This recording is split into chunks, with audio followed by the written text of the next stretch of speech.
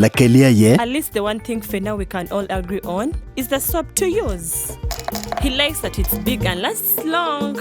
Anti-economy. I like that it keeps my skin smooth. Ate alina echovu. And the children like that. It smells amazing.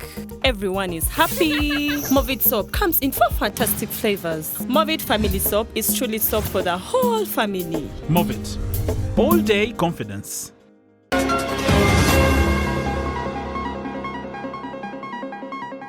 Pijolo kange magiti kumam go wardwan gi matake miero kony kibene kichwak bot lure midolo kachil kilogo kuch. Dogo tejo ache ariamo jana lisere gini miro meetingi itie indo samelo miro kopgi woko magora tie.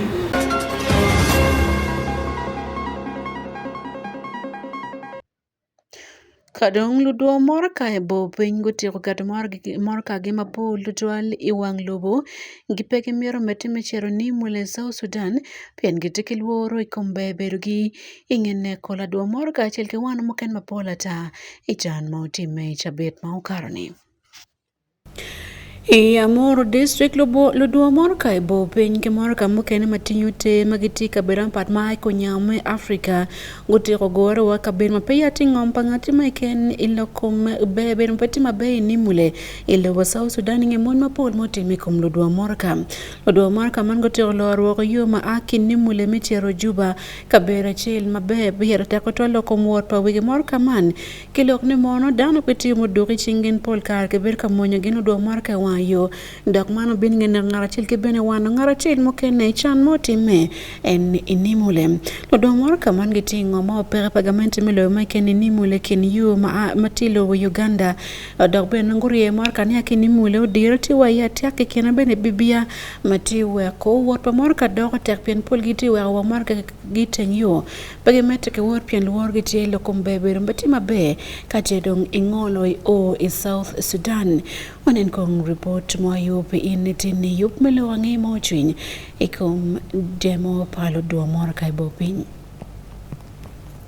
Lodo morka en gikok ni moro tian mapol lungi ber kamonikin yu ni chake dremi angwen tutwale area makironi mono Rock City ki Malakia macho makitigi mudoge chinkin pol karike road block di chia mach nyobene diwo makelo per mapol kom gine kwan jem kichinki yao gen matek dok bene weko bebe no matiati dong pere eni guri ni enonem. Aduki melor guri mandong pinena bichi yu weko dan mapolti nongo achara malitra lubi achara magacharo jema top wako yoti kin yu ikin South Sudan dok benti ke lo perme pere pa mo kedong jemo ken mapola pigitego me kwa padana nino duju ilobo South Sudan.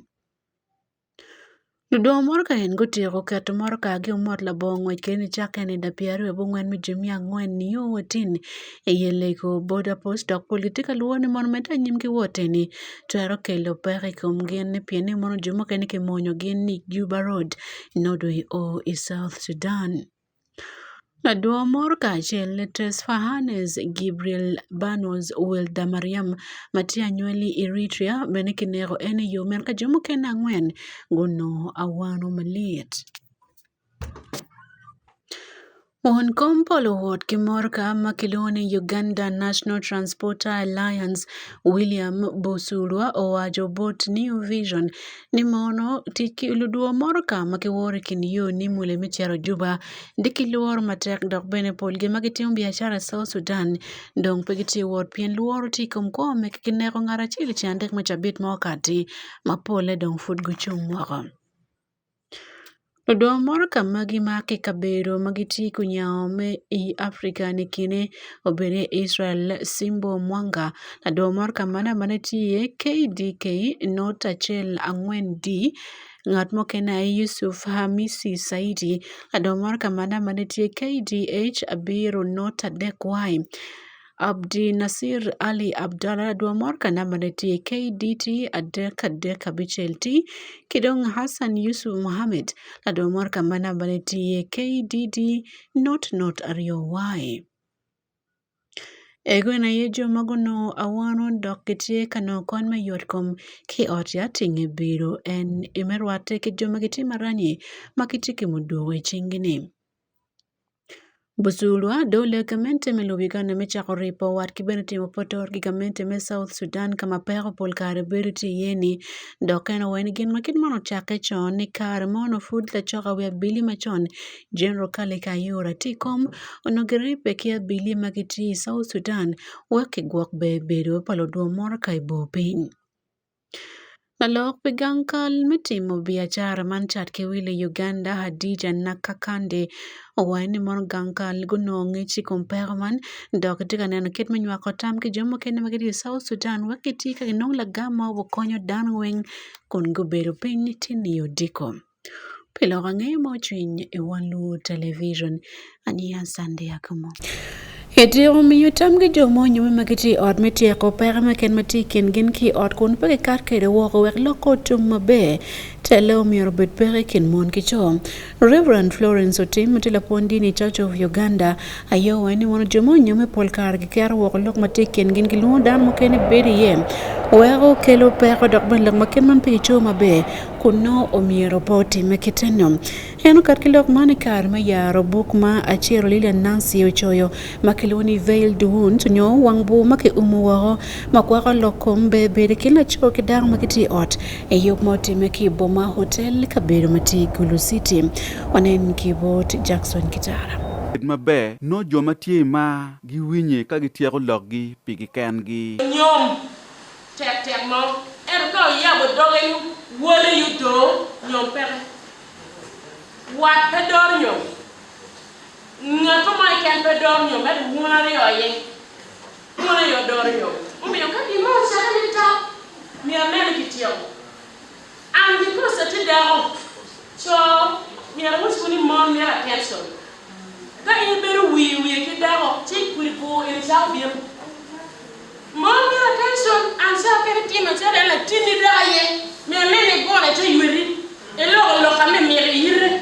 e gur ko le ena ka ye beru go ki dawo e no tati me mabe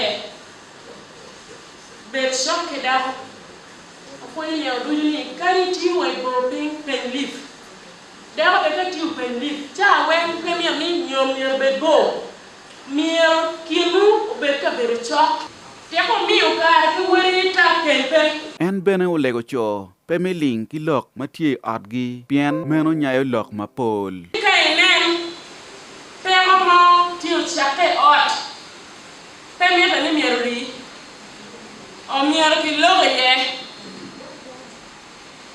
ye ki tieko kari wanya do to an gi mama diet ti ka kai to lu ko ka le ya wani very once bo ma kan ti ma ki kana ma pa ye ya wuye dan bi nyere public and private no ti ka to ata ka ti andam Osborne Geoffrey Yosing dizime Amor District ulego jomatie art me bedo ki kaer me jalo ki kon la wore kama gor ne ti iye ko da ko ki ta me to ri ni abobani in pe to ri ni ababa ko mo kene wen mo biru na dara cheli o ma biara rio on we bit ka o wa te ni mo me ki no ru ni ake ti cha wa mo me de loke.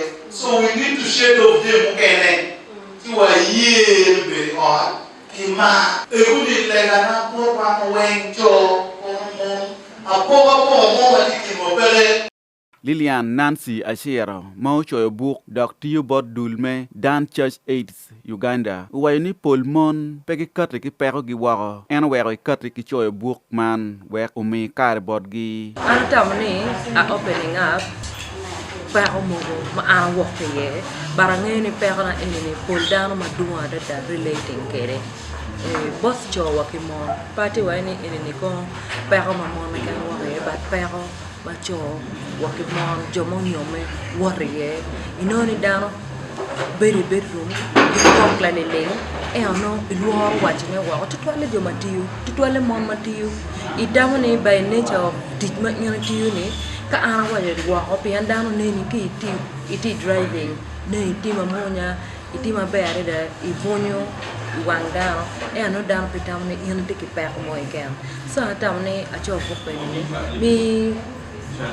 encouraging jomo kene me opening up, but also book enini ki kwana chapter ma ke tie mamio tam madua dada bot mon de tian yaro fugiti mere mon mangitiki per madua art ki joma diki chuin food mi donyo ma ni kera beri bicharo kaporma nyoy bicharo nyom mera ngeni kena pe yor atur kan ko ukor bete En olego cho pemeling ilok mamon gi kelo inyimgi.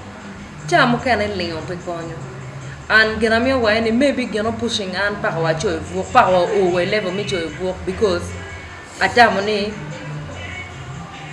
kano waloro no work po over level me choy work. E oka jogi ignoring pain. Nyo pero mamon tikere nyo lok mamon wachigi itiro ignore tami ngat enemeti wa lok ene toro o we cat king so chakana chobe mera for me listening ears but mon mege because mon kanyo je madung by the time me na do opening up no do kanyo o kanyo mate and by the time under deciding na opening up power o we choy okay manyor no da kanyo mate Pilok angea Wan Luo TV and Jackson Kitara. Tam gamente mele Uganda mieto loke o dokchen madoro apa chene ke wak me bin lo Uganda kilone sovereignty bill baldo lo mapole lo man malupe kilok paladit maloy dul makilone West Nile development agenda onyo wenda iyo machek. Hiloke bot Wan Luo television Moses Akuma odimsa wene monodama pol magyake Uganda giti waro doka teke dako ticha rodorle mabini Uganda o baldon lo kiteng wene chulu chente kwan bolo tino kwan mapol magati kwa ilo Uganda mano were kiti waro mapar hilo Uganda kalimgi ake waro mebino wekwa gubetiot Moses overkalok bola choch pa Wan Luo television Robert Ariaka. Moses Akuma Odims weka gamente melo Uganda pocha odoro chente matiching pati michu ibibie omiyor pedok chik magenge kati kwendo di bakwa padano mokene makitia nywele Uganda pien mano bugeon don lo biyo mapol kachetaman kiloko doro chik and sovereignty bill. Now these compliance levels that the bill creates are really cumbersome. First of all, one, the bill is not helping to protect the interests of our brothers in the diaspora. And of course, as Wenda, we have been working hard to ensure that we coordinate well with our brothers in the diaspora so that the remittances that they can have, and of course also the capacity they have to invest back home is tapped into. And of course, as Wenda, we have already with our brothers and sisters in the diaspora organized two conventions. We had one convention in Sweden, and then we had another convention last year in the US, and this year we're going to have another convention in the UK. And why are we having these conventions? We want to strengthen the coordination and collaboration between those of us who are agitating and who are aspiring for transformation of our region with those who are in the diaspora. And so we find that this bill, first of all, is infringing on the rights of those in the diaspora.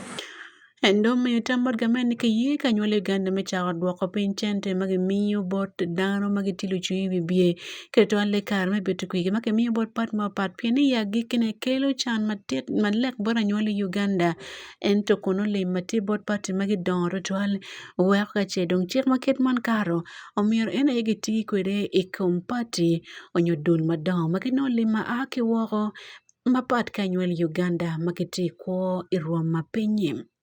Now, sometimes it is very important that we have a balanced view. If, for example, government is interested in controlling and regulating the opposition, there has to be, first of all, a law, for example, regulating political financing. We needed actually a better law regulating political financing. We have expressed concerns about money in politics in this country, and internally we are not doing well. And so government should have focused on actually bringing a bill that regulates campaign financing so that we know that money gets out of our politics, and people make informed decisions, and people choose candidates that really stand on substance and those who really can address issues that affect their lives, as opposed to candidates that go through simply because they have given out money to electorates.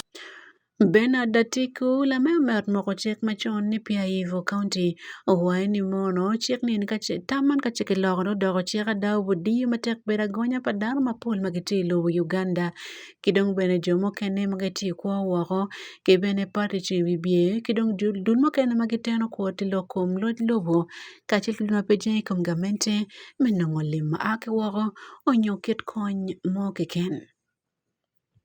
When you tell a son in America he cannot send help to build his father's borehole without the government permission, is that sovereignty? Is that not a new tax on love? When you tell the church, the mosque, the NGOs that build our schools, they are now agents of foreigners. So who will build for us the next classroom? Who will bring for us the medicine? And to our members of parliament from West Nile at large, you did not go to parliament to close the door on your own people. You went to open, not to close the door. But be wise, a law that makes our people fear their own diaspora is not protection. Dam makemir no dok chicken makilwani mono sovereignty bill no kerudin mapol ke wo mapol chabit mokati to like an president Yoweri Museveni kar ka woro dwane o wani mon inge wunyu lok madika nyama ne kom taman ino poke mabo ta ke tamani kati kwere uyati mailu ni sovereignty bill ni pelo gange mo chwin Wan Luo television Robert Ariaka. Dul paluchulo gange makiti kumam keloni kubma media network gobero ke yume kwernino makemi yume bera gonya paluchulo gange iyup moti meching jabela wo kon luonge mateko bertin mon ge mero remi download ke genu ten ke kwot wak bene ko go bet mayot lo ma pa dul man gia ki kabero we kabera mai do kala ke don sorote disukulo matek dak bene go nyaro tam ke wela war magen gulo ma berutin mon cholo gange ke me ke bor mapol ka ben je makan mapol de yo gen pakiti mabe dak ben odi poko lo ngepe bero agonya mateko twal ilobo Uganda on kom papati eneremi Soroti City mabeno teme amaka yero nyen pilwak mai Soroti West Division John Enomumo chung mika wang minister pikop miteso oberutie ka wani mon kipiti ka chel dak ben lo odi poko lo ngeke lo cholo ngaya umer kutika chel lo gwak be bero wakti go beru yo mapore mano bene bora beru pe kom kogi mai konye teki report ma kikumam Joy ruonge ameda tie iya jange me kumam media network enada okwero chengi di ayika ika gidreda bedo Soroti City. This day recognizes journalists as gatekeepers of information and defenders of democracy. Piruate Kotwal, Ipenywa, Karachel Kede, Yakalewa, Kabe Obedie. Press freedom and freedom for expression are not only fundamental right but also drivers of development. Now, kame wadobeno nodelia me wadobeno ruongi ye pore otieno kene dwerme kela totonun karachel kede domo.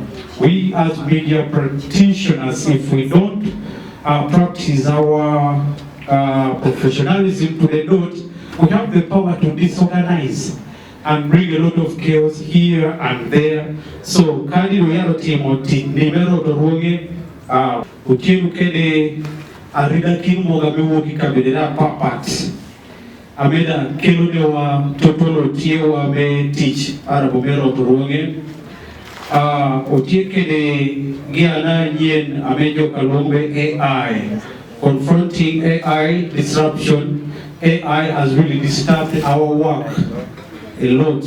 And then also we have intimidation. You realize that some of those in authority are really not so friendly to, in some other places, we are not allowed to get into certain places. And some people see us as great enemies. So it makes our work difficult indeed. Jwa dongo awudo tie Meda ribo karachiel kede jo choi ruonge mekwero chengi ni enada ochoro jo choi ruonge meneno be kitimo tichegi iyo rapot dida dokon likada kinyuto apoka moro.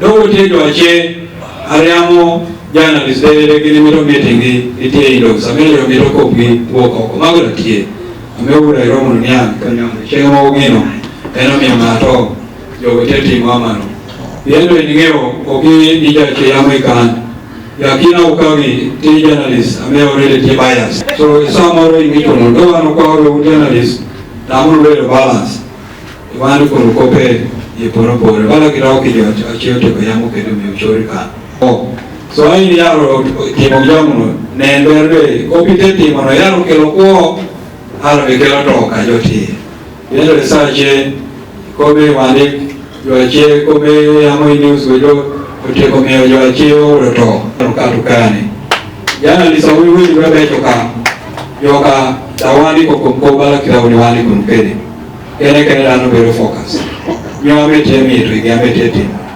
ela mio neno jo ko identifying a cheli komu temo ko tero kapala temo ko mi do ka RDC temo ko mi do ko ngai yendo uro yin yo neno bi wadik ni te wali ka ber wadik ni te wali ka me balance we ko kai lo ke ngala mo de wali ko magi paplai wali ko mago du nyini mio re ko ni ya do ko mari so ayo kwa yugeni ka tie akalo re ni te benyo le ameni aro.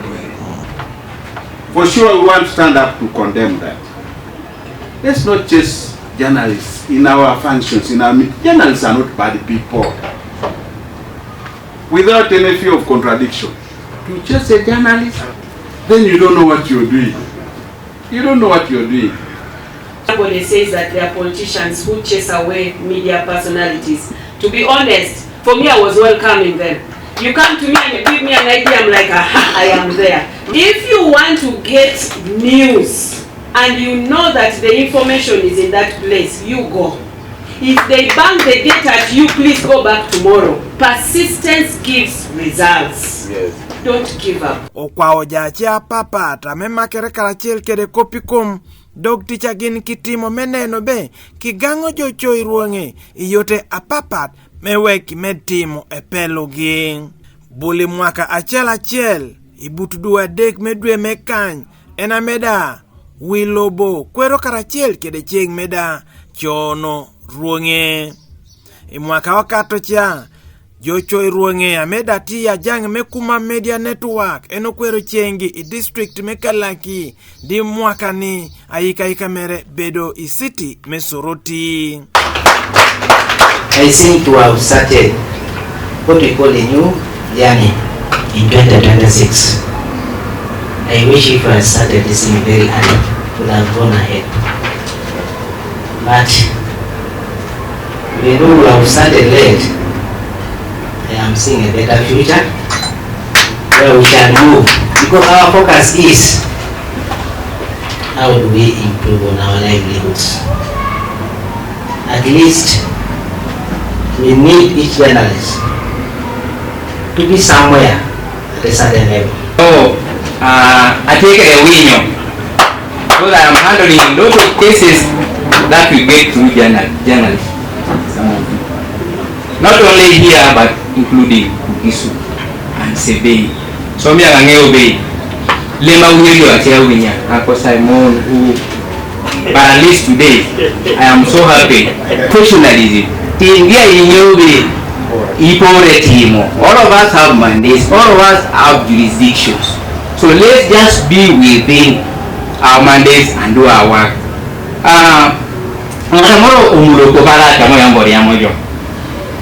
Maybe Otiel Ketamo is a mistake.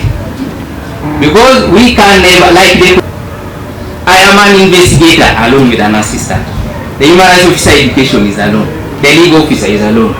How do you expect me to pick information from Momoya?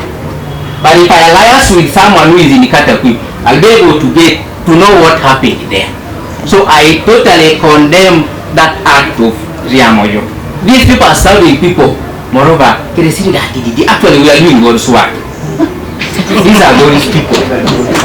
Hey, we are doing God's work. And look what area I'm saying. So me, I condemn that. Like I told you before, I'm handling cases across, and we got them through journalists. There's a way we work. There's something you can tell me and see how to follow it up. Michael Onyinge, Wan Luo TV, Isoroti City. Dano makipara pelokom download me kwano teaching Uganda te dulma kiloni mono Uganda Vocational and Technical Assessment Board UVITA piyo machek. Ngocha kanyama tame kiralala mamite ilokom kwano teaching lo Uganda. Kiloni TVET Act 2025 Dogmanti Kark Jema Paul Mawakonyo loko mkwano kibena doro teaching lo Uganda. Ilok mamiki gino Jema Paul tia merkiti maki yuko padang me kwano teaching bene gani kwano mekipon teaching omerguti yo mapore. Ndamba Tadeo Kelu report man Kikampala. Yes, je Onesmus ngat maneno lokom dulma no wen pira termi kat kitama kitman piani nyamulok pira tek mano food pia kat kilok maiken keyboard TVET council to ale kono guiti ben ke gai kwan magi point teaching mano food pia ki mogo tama ken ka chetie kon ki binyamu ye kadonge kat kwere me doro to ale ilokom yupo curriculum me gai kwan me teaching in Uganda. Very quickly get in touch with TVET council. And they are licensed, first of all, very quickly. They should be licensed. Don't do things outside the law. Quickly let them get licensed. As soon as they finish the licensing by the regulator, we shall also want to make sure that they are all given assessment centers and they are assessed, their trainees assessed nationally. But don't be skeptical about the future.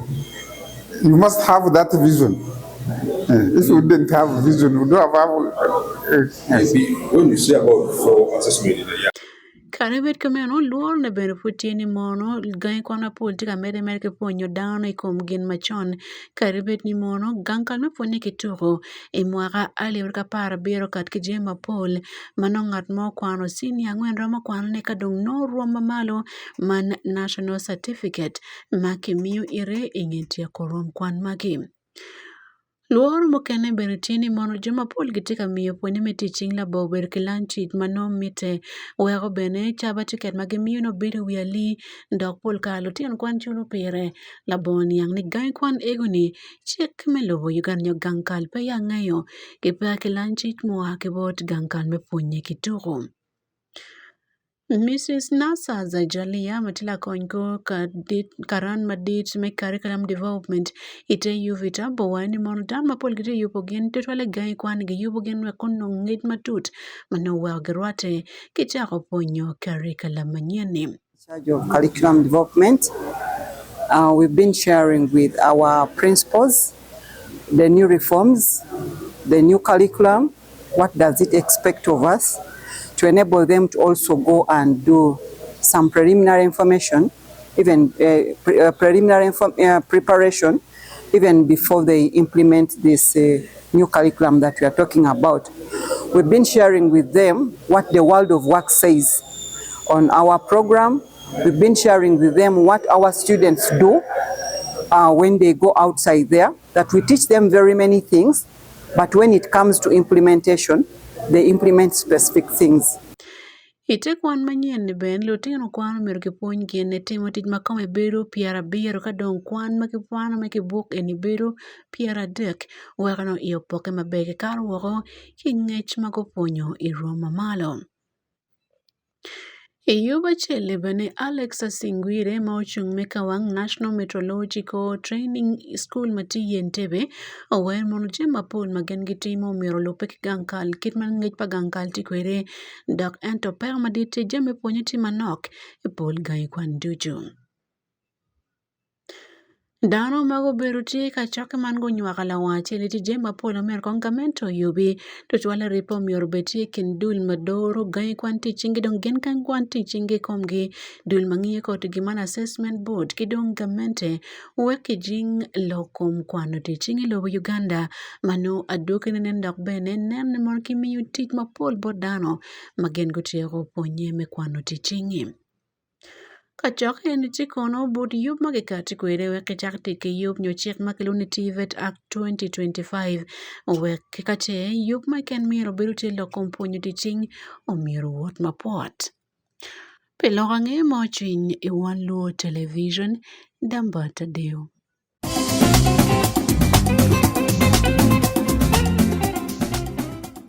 Hello wangia mamao biashara minister mabene neno lokom to Uganda katika kidulma National Council of Sports kuchiko lotela makitiko malmado Uganda kilo tembia chan medo malo rome kaben me gwako wele man hotel kidon kaben me charo cham weki gwak leon obeti rome male Gulu City weko konchato wilka lo Uganda jolo turo me AFCON 2027 odirmen ka wani jema pol lo Uganda food merke yup rome weko wateke rome bino matek me wele mahaki woro peda kele winyo mena wek dan po king chente ma akilo kombino paturo me AFCON la mono kare maketika milot pa ba pete kidong ba matipa Gulu University bot dul munji pide vako chagiri kono kemen rome oko fonye paluturo me AFCON wanen report kumlugani biashara kibod Johnny Sani Uchara John.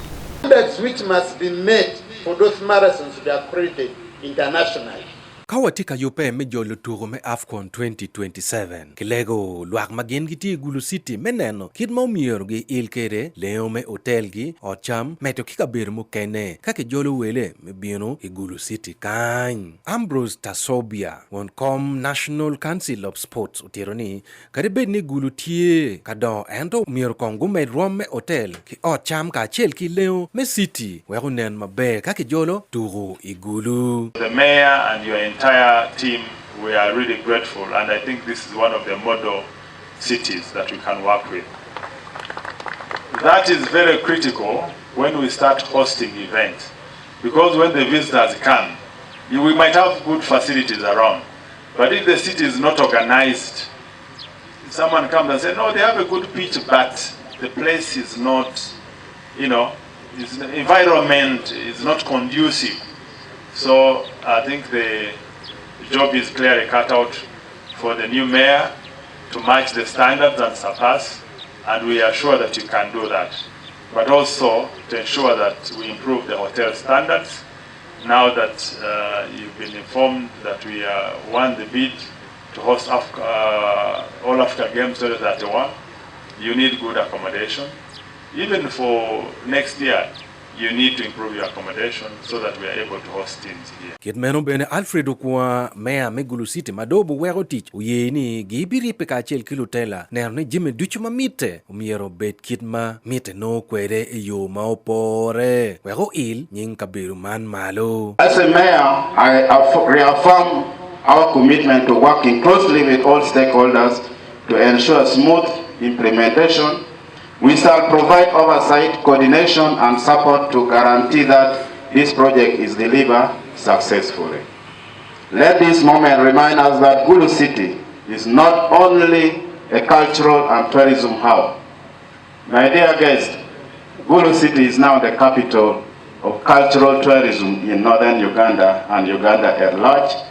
I also proudly announce to you that we have launched a cultural project, a multicultural project, international cultural event called Gulu City Oktoberfest that we have started last year with over 60,000 attendants. This year we are looking into 100,000 attendants. Peter Ogwang, State Minister, maneno lok me turo, ijangamente, maneno lok me kwan ka chel ki turo, ulego lutela ka chel ki lubiashara magitie, Gulu City me ilu ruom me hotel gi malo, we gubet ki kare me nongolem, ki ilo nying Gulu City, iruom me wilobo. The other issue which I want to call upon is the private sector. Friends, as we develop infrastructure, it must match with the private sector. What am I trying to say here? I have seen a reasonably good two hotels near each other. You worship the new mayor, you have a role, and me, to ensure these hotels meet the grading under Uganda Hotels Association. The grading is about classified in either a 3-star, a 4-star, a 5-star. World over where we go, sportsmen and sportswomen have standards where they must be accommodated in line with this international competition. Mano buwero gulu city piem ikin city me wilobo kolo ileo kacheke jolo turo me Afcon malubu Uganda Kenya kachel ki Tanzania ayebi jolo ne imwaga mabino pi Wan Luo TV Jonisani uchaga chon igulu city.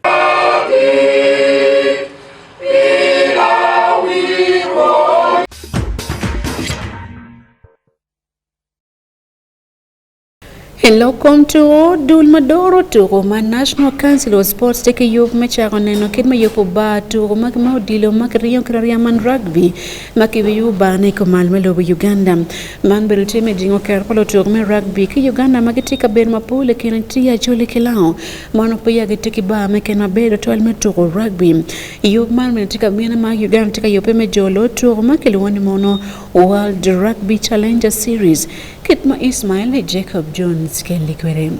Lokmano kati karban malobo Uganda tika yube me jolo lobo makaro pierrio yangwen itokome World Rugby Challenge Series mapia tukome Afcon 2027 uchakem Ambrose Tashabia matiwon Common National Council of Sports wajne meno mapatki yupo ba me tuko dilo rugby kidong bene kangweti kimi mokene National Council of Sports gitika ter chalgen maperatem. That same pitch can be used for rugby.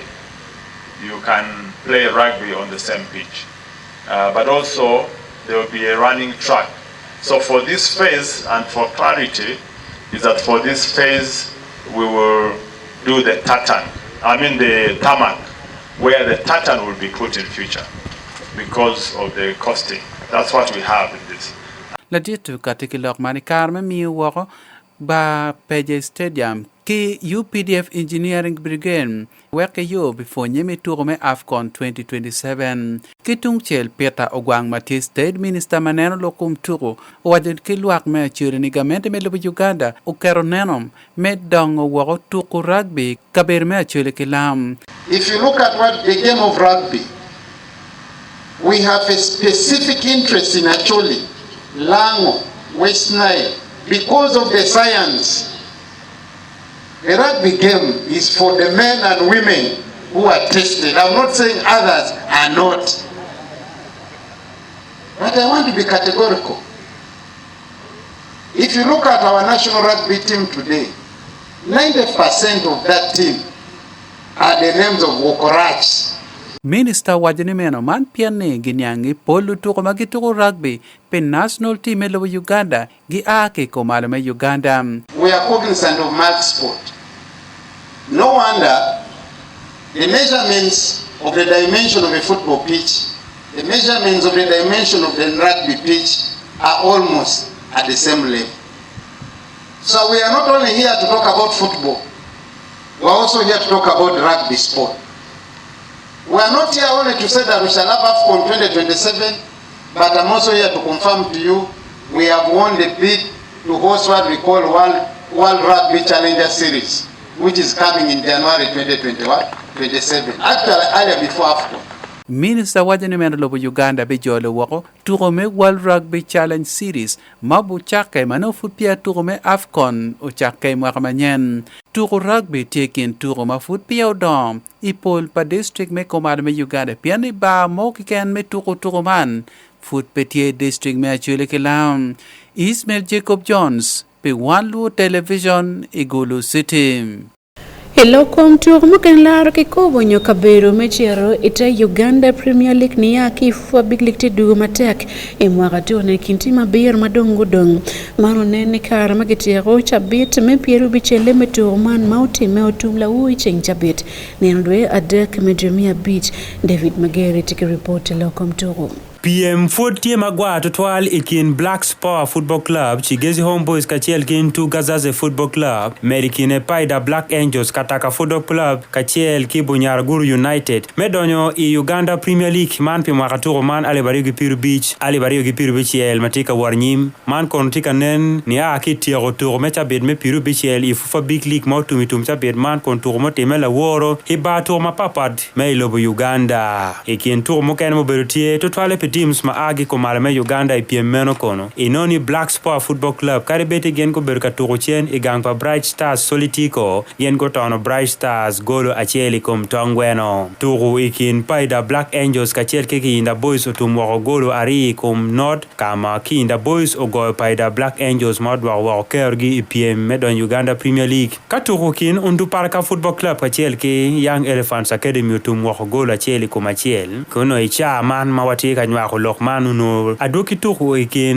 Nebi Central kachel ki Mbale Heroes no football nen ikin tuko mokene kono moberutie benitum chabitman inoni Bunyaragur United gen gutono kat the Football Club golo acheli kom tongweno katuko ikin Chigezi Homeboys achel ki Iganga United utumwako golo acheli kom tongweno kon Chigezi Homeboys otono Iganga United inoni ntuga zase karigiti katote menene kedon Uganda Premier League gen go goyo Wakiso Giants golo adere kom tongweno tongtiako tuko mecha bitma bichele nyurwa ki mecha kono chunkit man ina bachel te Black Sport Football Club Melira City nge tuko piru bichel itiki points per ngwen vya boro gen golo tuka pa vya ngwen good drawing tuka bichel go gitiana bichel ina bariyo chichi Gezi Homeboys gen gulo tu apa vya rio good drawing tuka bungwen ke go tuka bichi tiki points per ngwen vya beach kai na madek tin tuga zaze Football Club gen golo tuka pa vya chel good drawing tuka pa ke go gitiana beach gitiki points per ngwen vya deck ina bangwen tipa ida Black Angels kon gulo war penke na bario kon gen nongo tuko maduong tuko pieri vya bero e kom tuko men gen gulo tuka pa vya deck good drawing tuka bichel go gitiana bor kolo etiki points per ngwen vya deck benem hai na beach kataka Football Club gen go tuko piru beach gulo tuka pa vya deck good drawing tuka rio kaken e go gitiana pa kolo gitiki points per ngwen vya chel ina ba chel ti Bunyaragur United Football Club go tuko piru bichel gulo tuka pa vya chel good drawing tuka beri go gitiana bor gitiki points per ngwen kai na birchi inda boys nge tuko piru bichel gitiki points per deck vya bongwen ina ba boro ti Young Elephants Academy nge tuko piru bichel ber gitiki points per deck vya bichel ina bongwen ti undu paraka Football Club gen gitiki points per deck vya chel kai na pa ti Iganga United gitiki points per deck vya chel bene kon Nebi Central Football Club ti namba pa vya chel ki points per deck no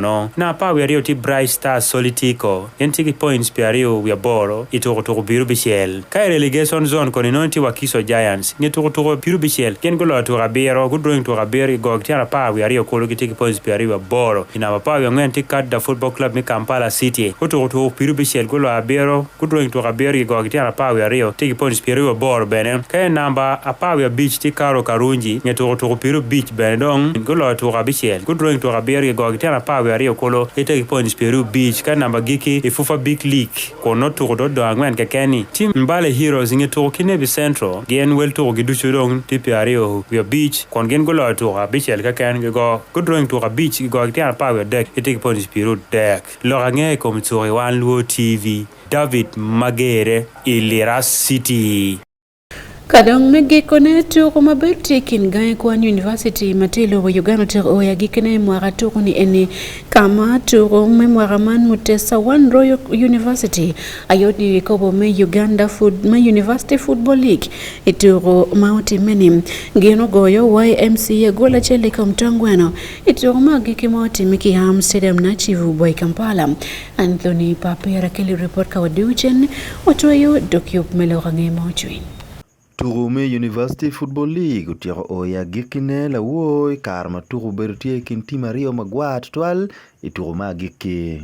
Mutesa Wan Royal University uberu kiker madit mukarakara kwangu dino team man me YMCA golo achiel ni tachi kom nor turu man mutime ki stadium na chivubo.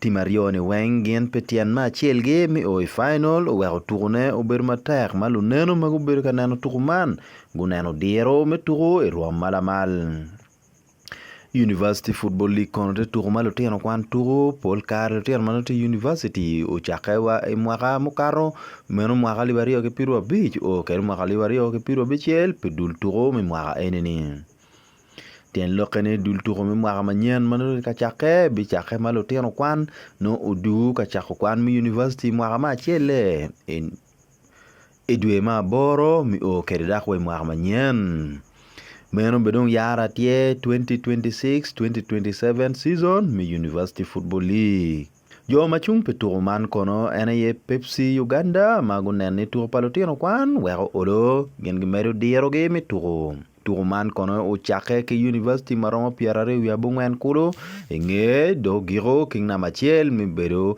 Mutesa Wan Royal University petiana machiel East Stream University Football League ene gen gulo ko man lawo lorange kom turo Anthony Papera pe Wan Luo TV. Lanen wawa oya giki yupilo kange mojin e Wan Luo television tinini ania sande Akumu mete kinenwa man Wan Luo TV.